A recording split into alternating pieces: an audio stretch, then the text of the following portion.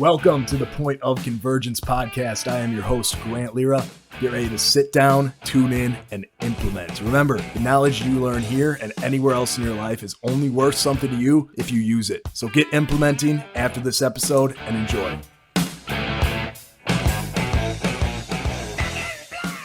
All right, welcome back to another episode of Point of Convergence. Today, I am joined by my friends Chris and Mike. Chris, Mike, how's everything going today?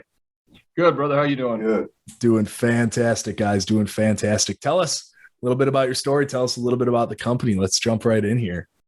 Oh, wow. Well, I was a cop, a police officer for 15 years.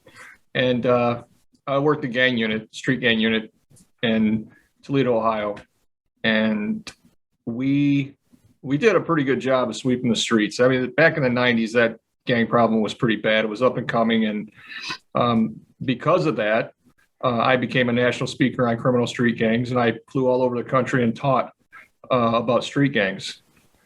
On October 12th of 2000, we were executing a search warrant on a drug house, and the lady came out. It was a lady. She had her two kids in the car. She came out. She seen us. She took off, and I couldn't get out of the way, and she ran me over. Broke my back in 10 places. And from that point on, I was done being a cop. It was a long road. Took me about 11 years to get mentally and physically back to where I thought I could be. And then in 2013, I came on board with one of my buddies, Jay Schramm, who had Glass City Investigations, which was a private investigation company. I was with him for a few years, and then we parted ways, and he's under my license now. But we started CGI Investigations, and the first year was a little rough, as in most small businesses. But the years after that, we became a $500,000 company, and we're still rolling pretty good. So that is awesome. And that's a really cool story. So now when you had that 11-year recovery process, 11 years, that sounds long talking about it, but I can imagine living it was like an eternity. Like, what was your drive? How do you stay positive to where you wanted to recover and you wanted to get back into the field? Because I know for a lot of people that would have been really, really tough.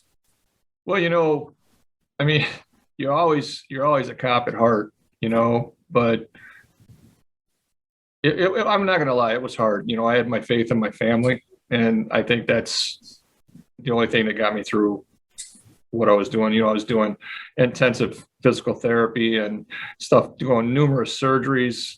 I ended up with sepsis. I've had 2 heart attacks.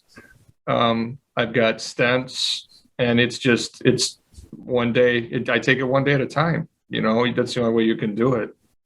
So it's been a long road. Well, that's awesome to see you guys are doing so well now. And looking at the beginning of, CGI Investigations, I know a lot of times, that first client, like that's kind of hard to get in these types of gigs. Like, how did you land that first client? And then what did the scale look like from there? How did you guys scale? Well, we didn't start with, like divorce and stuff like normal PIs do. We started with criminal defense investigations. So we went to the attorneys, and we had, a lot of attorney friends from being police officers, and they're the ones that gave us our first shots. Lauren Zahner, Kurt Brutally here in Toledo, Ohio, Jerry Phillips, Sheldon Wittenberg, they all threw us out there to do the investigations for them. And they were very pleased with what we did. It's kind of hard to find private investigators that are former police officers. A lot of people, I'm sure there's a lot of them out there, but, in our vicinity, I don't recall that there's a lot. And that goes a long way in knowing the court system, knowing the investigation, how it's done, and then looking at that from the other side really, really makes a difference. Interesting. So when you guys got into this, how much of the, police background transferred over to private investigating? All of it. All of the training that we had, comes into these investigations. The the sexual abuse investigations, the homicide investigations.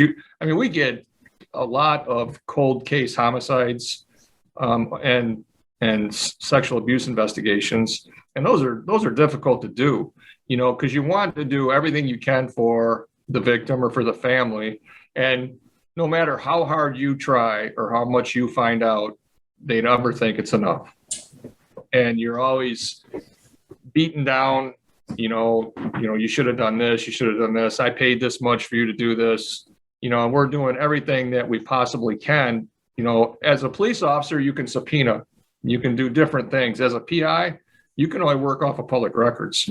So it makes a big difference in those types of cases. Okay. So then going to the beginning of the company, right? You went to the attorneys, you got some of the jobs from there. Now, When did you guys start bringing in more people? When do you start to scale? Because I'm assuming, I should have cleared this up. I'm assuming that it was just you at that time, or did you already have a team built out?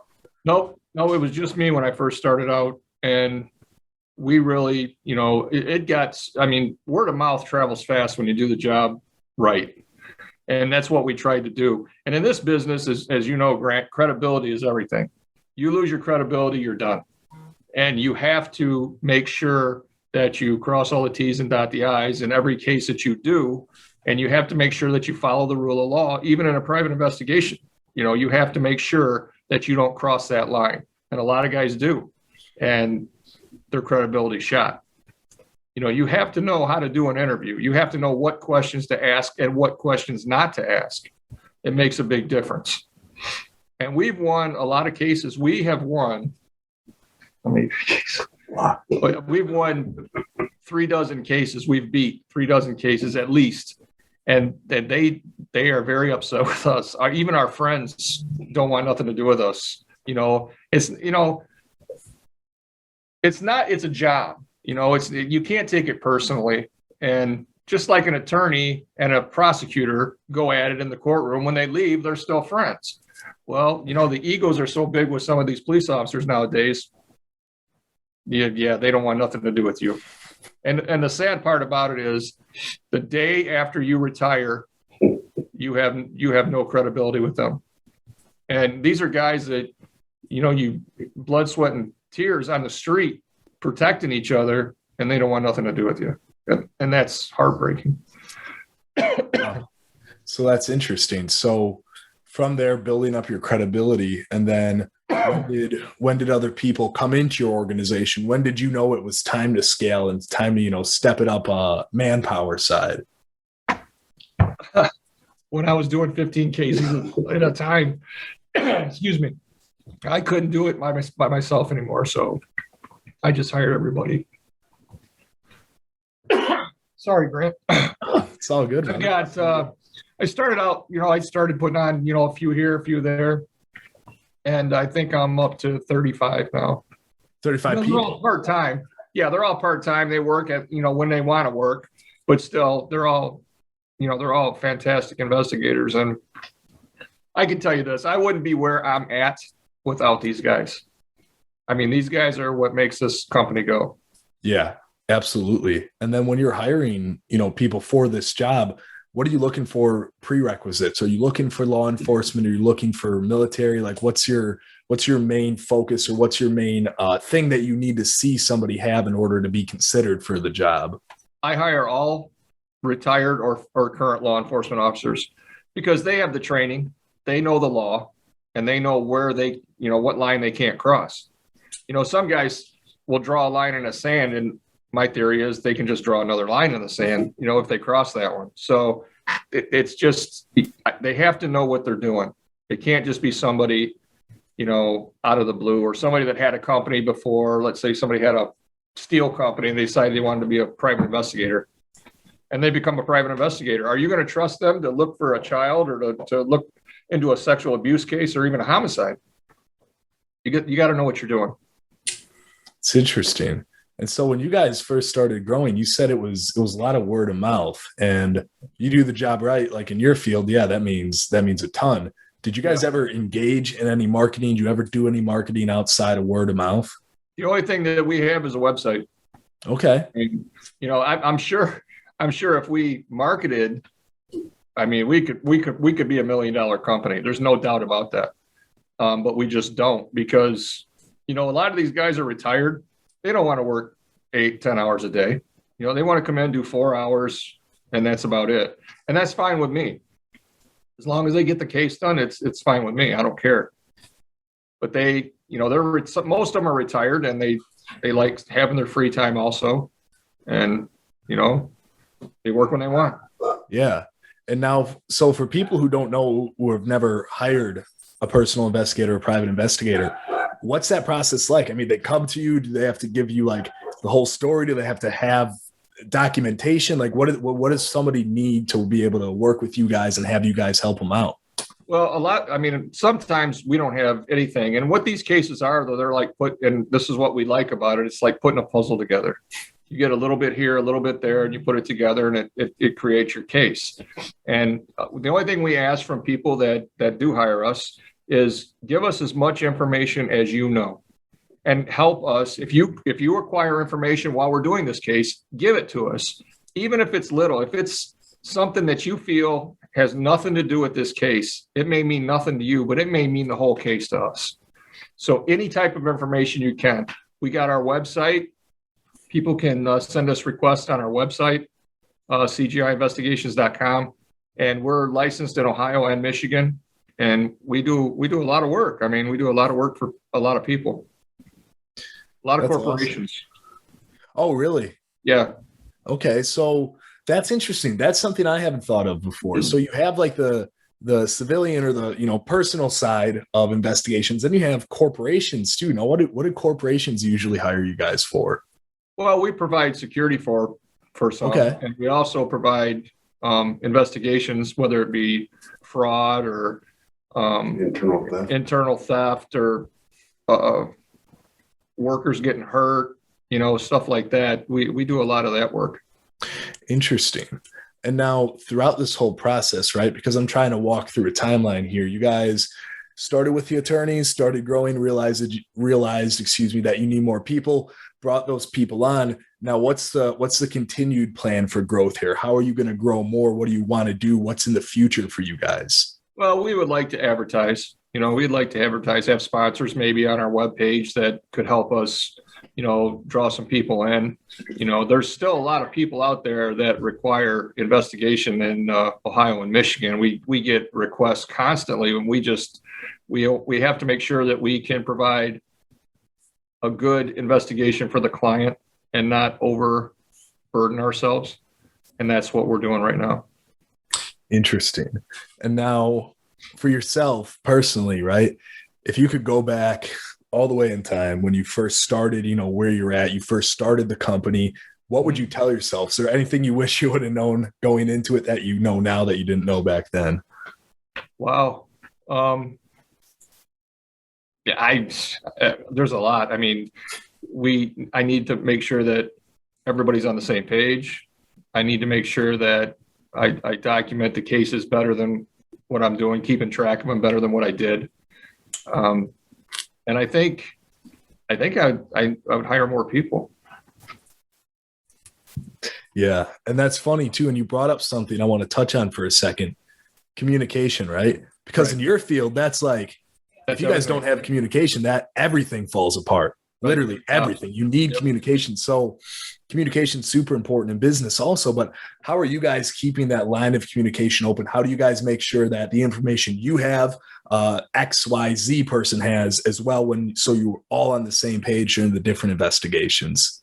Well, it's interesting that you say that, because we all have the same outlook as the police department. We want to help them as much as we can. And we have cases where I have a case right now where a lady died allegedly in her house. And I have 2.5 pages of motive for the husband, and they won't even look at it. And it's sad, because this guy could be walking around doing it to somebody else while they're not even paying attention to him. And if the only reason that they're not taking this information is because they don't like me or like us, that's pretty sad. Who's they? who's they? You said I'm not going gonna to look. Yeah, I No, don't no, no. want the police. You mean The police. the police? Okay, no, I'm not looking for names, brother. Yeah, I'm I know not you doing can't get that. that out. But yeah, the police. You give Really? them information, and because of who we are, they feel like we're stepping on their toes. They don't even care. They won't look at it. You see a lot of that now, or Absolutely. really? Yes, Why do you think that is? because they're afraid we're making them look bad. And Interesting. they would rather not look bad rather than solve the case. Yeah, a little bit of ego at play. A lot of ego. That's interesting. It's pretty sad. So you guys are important to all stay on the same page, right? Within your own investigations. That's a definite, you need to have that happening now. Right. When new information comes through, are you guys storing this digitally? How are you sharing the information? Do you have team meetings every day? Like, what does that logistically look like? Well, no, I have my guys. I have faith in all my people. So when they have a case, they just take the case and they go with it. So whatever they find out about it, they'll let me know. As long as I know what they know, I'm fine. Gotcha. And, at the end of the day, if they solve the case, they solve the case. Or if they help somebody get off from a charge that didn't need to be charged, so be it. So within your business too, I'm assuming that you guys are getting most of your jobs through inbound leads, right? People coming to you, or do you do a lot of outreach? Like, how do you actually go about getting these jobs now? Yeah, a lot of it is inbound. But sometimes, when we see a major case in the news or in the paper, we'll reach out to whoever the family is or the attorney to see if they need any investigation and if they would like us to look into it. It's for a lot of families, it's not cheap, and we try to do as much as we can. And we've done cases where we haven't made any money at all. We've done the cases for the families just so we could try to get them closure. Interesting. And now, do you know if a lot of other investigation companies are doing the same thing? Do they, read the news, look at the headlines, do that? Or is that something that's pretty unique to you guys? That I don't know. I can only tell you what we do. Interesting. Okay. So to me, it's interesting that you do the outbound and outreach, right? Because when I think of, private investigation, I think of people coming to you because they have X problem and they want you guys to solve it. They want your expertise. So it's interesting to me to think of the outreach side of things. And when you do outreach, do a lot of people usually want to work with you guys, or like, what does that conversation look like? Yeah, every time, I can speak for myself, is every time I'm out and about, whether it be a ball game or something, if I see somebody who I know is a corporate person or an attorney or anything like that, I hand a card out to them, and tell them anytime you need something, just give me a call. I leave cards at businesses, gas station, wherever it's at. I leave a card. You never know when somebody's going to need, a private investigator. Yeah. And so to me, that's funny because that's so old school, but it still works, right? Like I just left one of my business cards in a rental car the other day that I had. So yeah, maybe someone. You never know who's going to pick it up and say, hey, you know what? I never thought about that. Maybe I'll call this guy, and even if you get a call, and you can talk them into, have an investigation, then, you've done your job.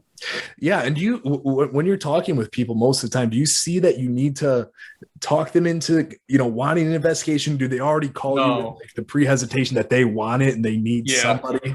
Yeah. When they call, they're generally going to hire somebody. Yeah. And, I just, I let them know our training and our history and our experience. And I think that because of, the jobs that these guys have done over the years in law enforcement, and I think it carries over to this, and people trust us a little bit more than they would somebody who never had that background. So yeah, no, that makes a ton of sense to me. So a lot of times people already have their mind made up. They want to work with somebody, might as well be you guys, and we'll help them out. Yeah. Yeah. It might as well be us. We're going to do everything we can for them, and we're going to know what lines not to cross. Yeah. Yeah. And so within that too, now, if you were somebody who was just starting out, private investigation company, security company, anything in that field, you had no social proof, right? You have no one cases, you have no anything that could be deemed as credible. What would your first move be? Basically, if you had to start over today, how would you restart and start to gain that traction again? Just doing it now, I'd market. I would have to market the name, because if I didn't have the experience, I have to have some type of logo or some type of something to get people's attention. And I mean, I really don't know what that would be at this point. I mean, because, we started from nothing, and it was just word of mouth. And just because we did a good job, the word traveled through it, between attorneys and their friends and friends of their friends. And it just kind of snowballed. And so within that word of mouth, because I'm noticing this is pretty important in your space and how you guys grew, what does it look like if you guys have a bad case? And by that, I mean, you don't find anything, you're not finding what the person wanted to see, or you're finding literally anything at all. Like there's nothing there. You're chasing witches. Like, how does that conversation go? Not well. Yeah, I was about to say, people, people say, I paid you a certain amount of money and you haven't found nothing. You're a fraud, this, that, and the other. And, we can't create a case for these people. And that's what I try to tell them. You're paying us for our time to find out what we can find. We don't find anything. That's not our fault. That means that person's not doing nothing. A lot of these cases with cheating spouse, we followed a guy around for a month. He wasn't doing nothing but going to work, going to the store, and going home. And this lady just went off on us. I said, I'm not going to make him out to be a bad guy when he's not. We're not going to lie for your case just because you paid us money. Wasn't the lady you thought she was cheating with dead? Yeah, then the lady that she thought he was cheating with had passed away. So, I mean, you get all kinds, bro.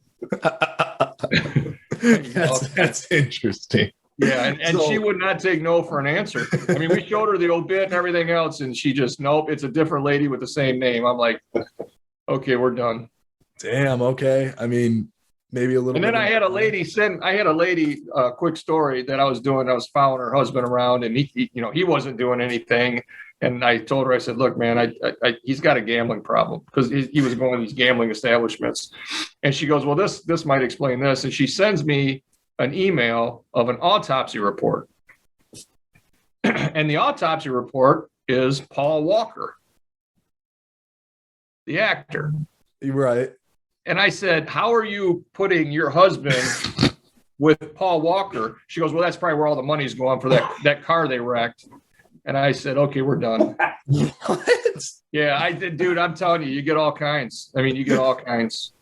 Holy shit. Okay. Yeah. I just, it's unbelievable. That's definitely one way to have a train of thought. Yeah. I'm interested to see how she came to that conclusion, but you guys got to be you take payment up front, I'm assuming. Yes, absolutely. Yeah. I would assume you have to. Yeah. We have a retainer up front we get, and once that retainer is reached, then we go back to the client. We say, look, this is what we found. Do you want us to continue? If you do, it's going to be this much money. And then the pay structure of everything, is it different, like case by case, depending on what they want done, what they don't want done, duration? Is it all change? Yeah.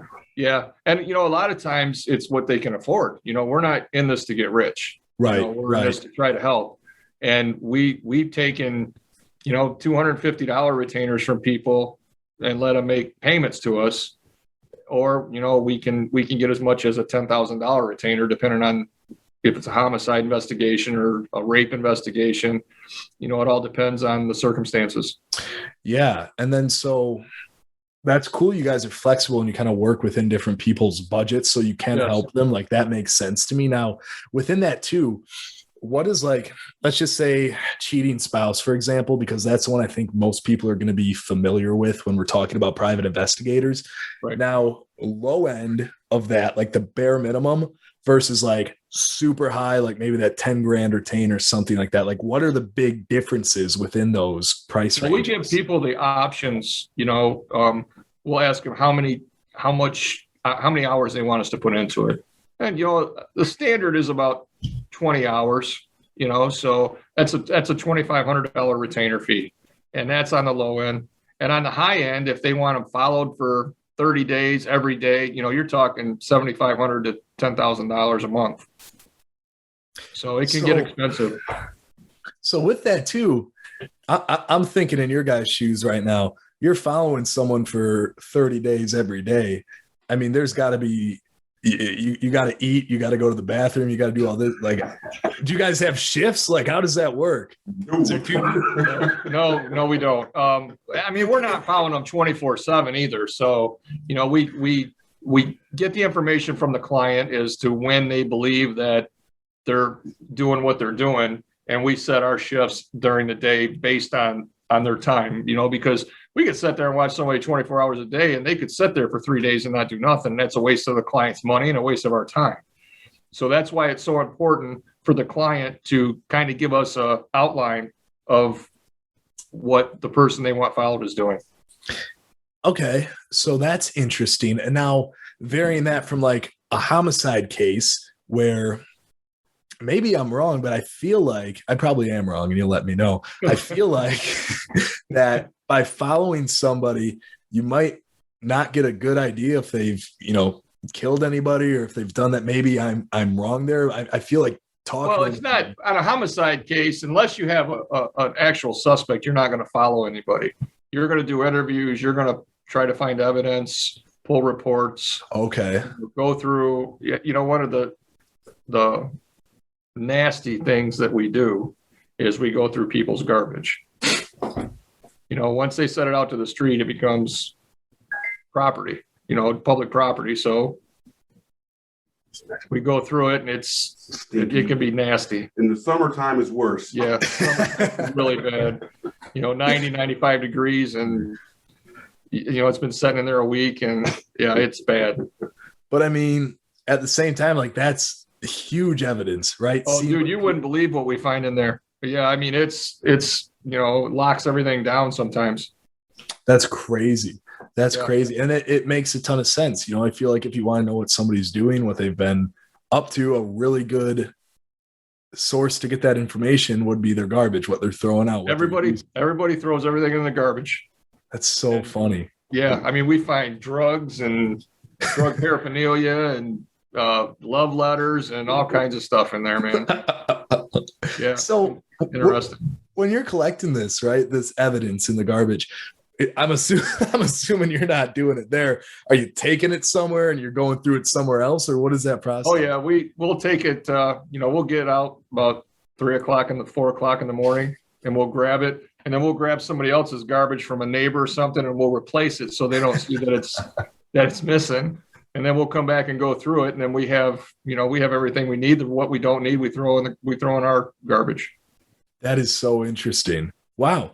I mean, there's such a cool world that a lot of people don't know about or really think about, the intricacies and how much of that surveillance is actually going into, that job that they pay that premium for, because right. I don't think that this is a field you want to cheap out on. Well, you know what? It's very difficult for us to even follow somebody being former law enforcement officers. You need 2 or 3 guys at a time so you can move cars around and switch cars so nobody sees the same car in their mirror. Some of these rural areas, dude. Yeah, when you get out in the country and on a country road and it's 2 lanes, I mean, it's very hard to try to keep following somebody. You got to turn on one country road, go around, come back around, and it's difficult. You don't know the area, so you're you're lost. I mean, your GPS ain't working, or it's sending you one way when the suspect's going another. So yeah, it can be pretty give you a headache. Now, okay, we're coming up on time, so we'll wrap it up here. But I'm curious: have you guys ever been caught following somebody? Like, what does that look like? Do they just stop? Like, what do they confront you? Believe it or not, I think a cop ran us out one time. Oh yeah. We got dimed out by a cop. Oh really? Yeah. Did he just see you following somebody? He's like, what's this guy doing? I think we were sitting out, and like I said, they know who belongs and who don't belong in the area. So you see sitting out for a while. They're calling the cops.